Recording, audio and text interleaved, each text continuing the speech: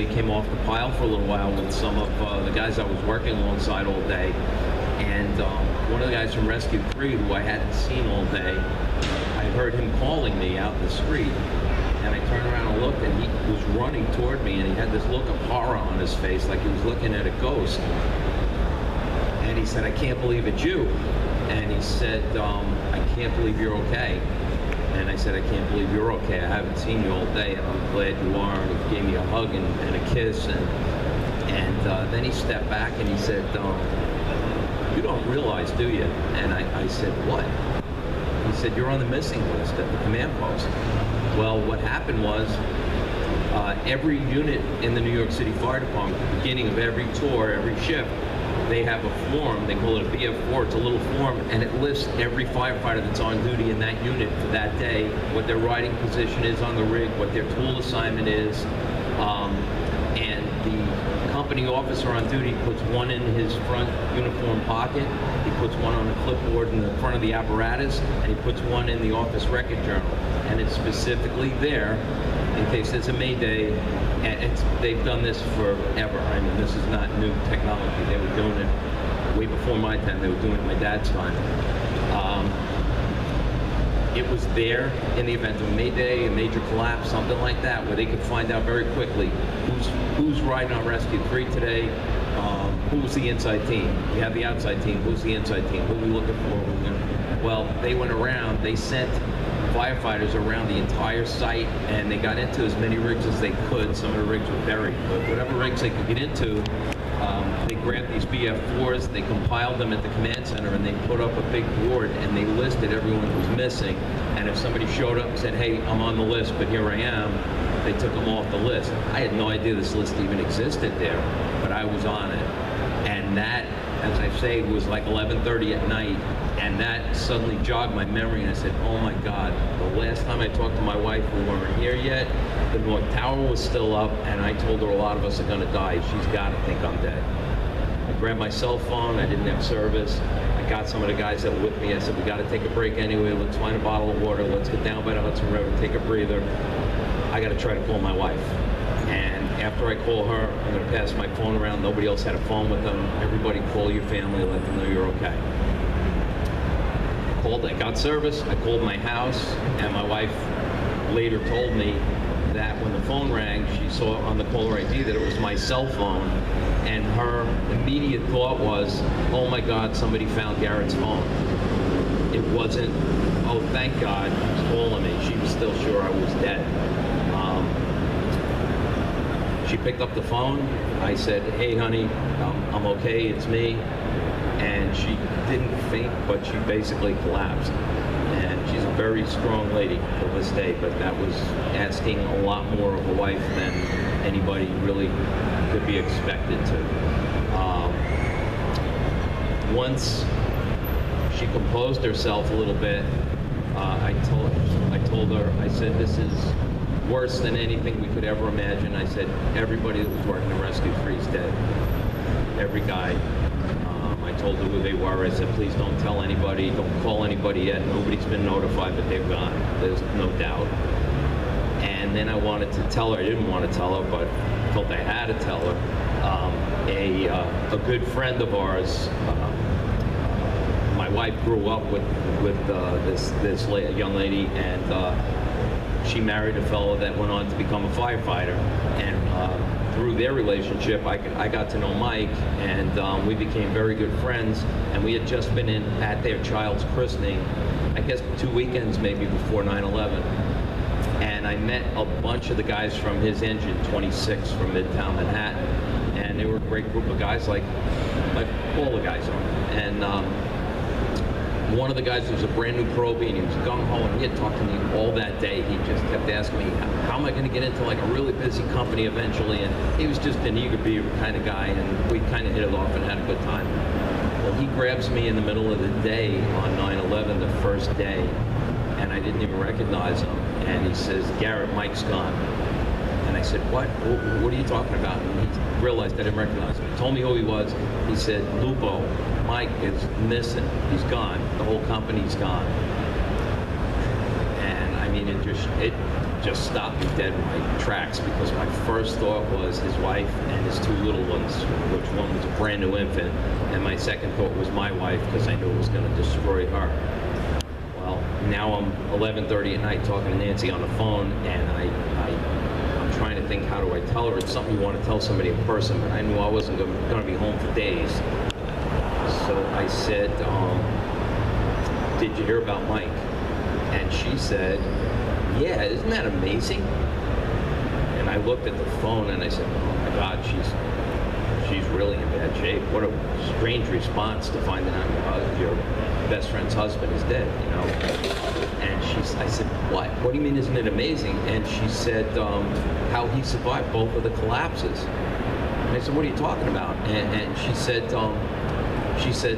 yeah, he was trapped in the first collapse, and he was with a pump operator from another engine. Mike was driving the engine that day and didn't need to be in the buildings, but they were so far away, they were situated so far away that he and this other pump operator that he never met before from way uptown, they decided to put their bunker gear on and grab a set of irons, because they said, we're not helping anybody 3 blocks away from the trade center. We got to go help some people.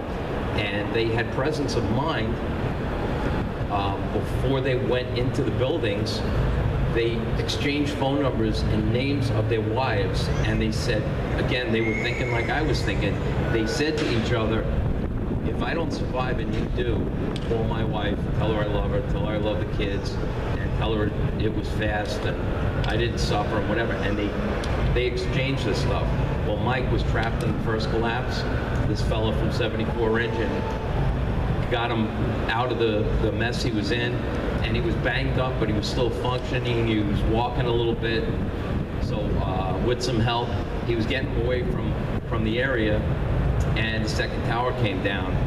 The fellow from 74 engine had just turned the corner and had a blank wall in front of him, and Mike was a step or two behind him and got trapped again. And this guy came back again and dug him out, and then found an EMS paramedic who was going by all dirty and disoriented, and he happened to have a backboard with him.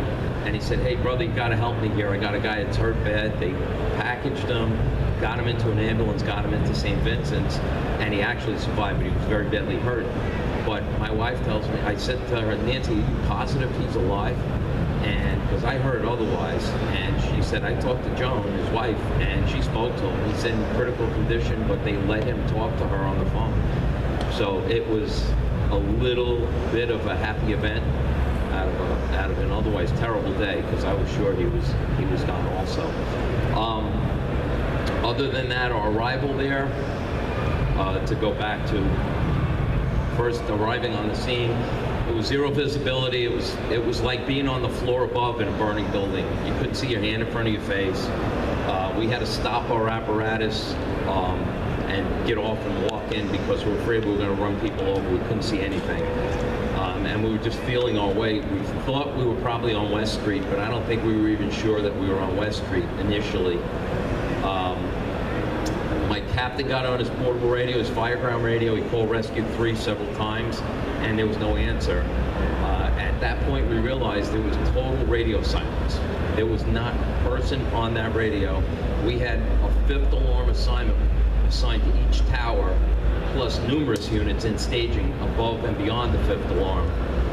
So we're talking hundreds and hundreds of radio-equipped firefighters and chief officers, and massive amount of fire apparatus on the scene, and not one radio transmission. Now, guys that over the years have ridden up there when I was on the job, they can tell you how much activity is on our fireground radio, and even all hands fire. There's a lot going on, and I'm sure it's that way here. You know, the roof firefighters giving a report that the roof's open, and the floor above team says they're going in to do a search. And, well, we're at 2 5th alarms plus, and nobody's talking. And somebody in our group, and I'll never know who it was, I guess, because I couldn't see any of them, but somebody in the group just said everybody's dead. And I told this story this morning at another venue, and I tell everybody the same thing. Every time those words come out of my mouth, I get chills. I can't get past the concept of us actually believing that we might have responded to a 10-alarm fire where every firefighter was dead. It turned out that not every firefighter was dead, but as we well know, 343 were. As the chaplain mentioned before, many more have died since. It's 15 years later, and this terrorist attack is still killing first responders in record numbers. There are over 30,000 9/11 responders who have 2 or more serious illnesses from their exposure at 9/11. And the numbers are growing, the cancer numbers are growing. The terrorists that day had absolutely no idea what the outcome of that attack was going to be. I don't believe they knew they were going to make the towers collapse.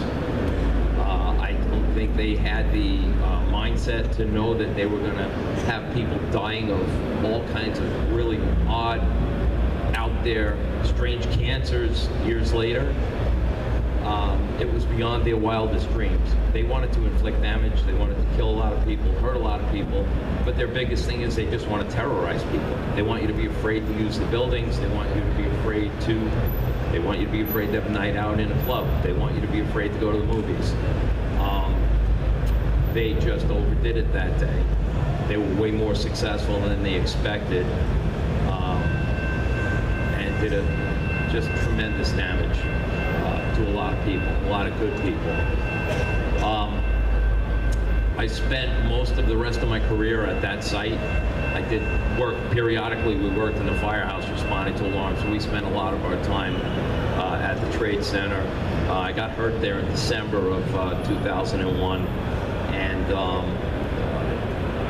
was told by the fire department doctor I couldn't come back to duty anymore, which was probably pretty close to being as crushing as everything that had happened before it. It was just a kick in the gut after a huge kick in the gut. Took a lot of years to get past that to some level. I mean, I was devastated when they told me I couldn't be a firefighter. I still kind of am, but I'm dealing with it. I do things like this now. I get to talk to firefighter groups. I get to talk to a lot of rookie classes over on the west side of the state. I don't think you're going to hear me in a minute.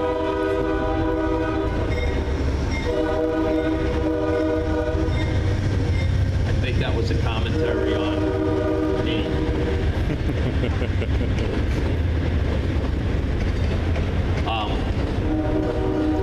I did leave something out too. I don't know if anybody's aware of this, but 2 months and a day after 9/11, I came into work. We were in the kitchen at Rescue 3. We were having coffee, and the dispatcher came on a voice alarm, and he said, "Rescue 3, you in quarters." And it was right around the time when they normally would test the voice alarm system. So one of the guys ran out, and he picked up the handset. He said, "Yeah, Rescue 3's in quarters. You're loud and clear." He said, "Start out for the Rockaways. You have a confirmed airliner down."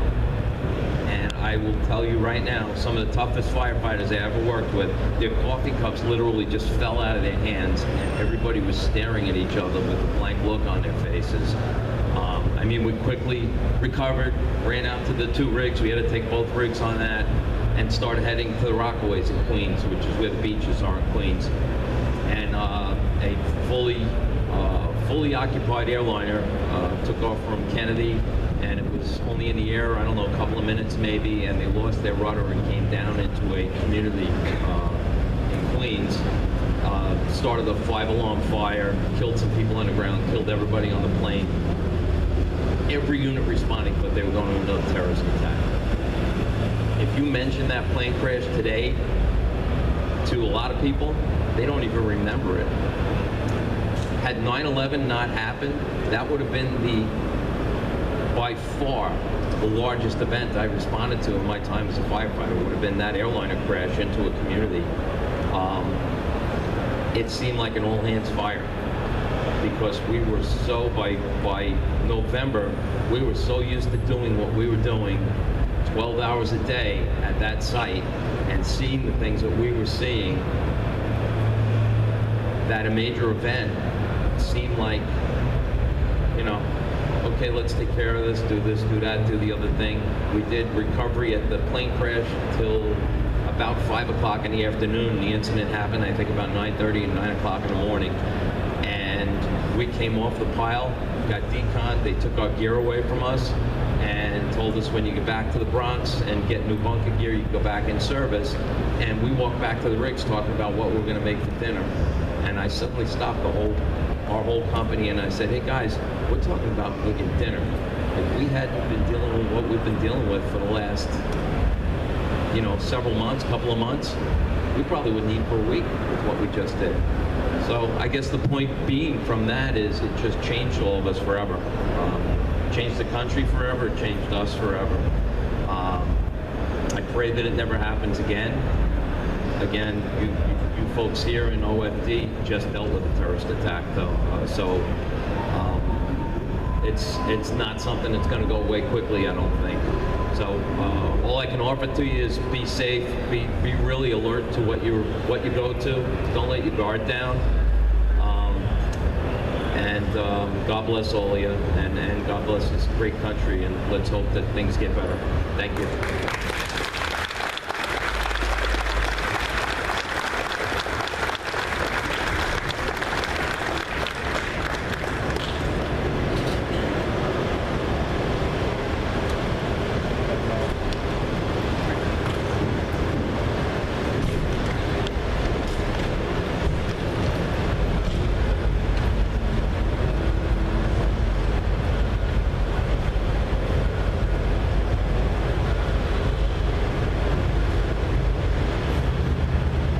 Good evening.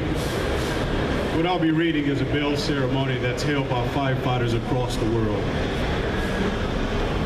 The men and women of today's fire service are confronted with a more dangerous work environment than ever before. We are forced to continually change our strategies and tactics to accomplish our tasks. Our methods may change, but our goals remain the same as they were in the past: to save lives and to protect property, sometimes at a terrible cost. This is what we do. This is our chosen profession. This is the tradition of the firefighter. The fire service of today is ever-changing, but is steeped in tradition 200 years old. One such tradition is the sound of a bell. In the past, as firefighters began their tour of duty, it was a bell that signaled the beginning of that day's shift. Throughout the day and night, each alarm was sounded by a bell, which summoned these brave souls to fight fires and to place their lives in jeopardy for the good of their fellow citizens. And when the fire was out and the alarm had come to an end, it was the bell that signaled to all the completion of that call. When a firefighter had died in the line of duty, paying the supreme sacrifice, it was the mournful toll of that bell that solemnly announced a comrade's passing. We utilize these traditions as symbols, which reflect honor and respect on those who had given so much and who have served so well.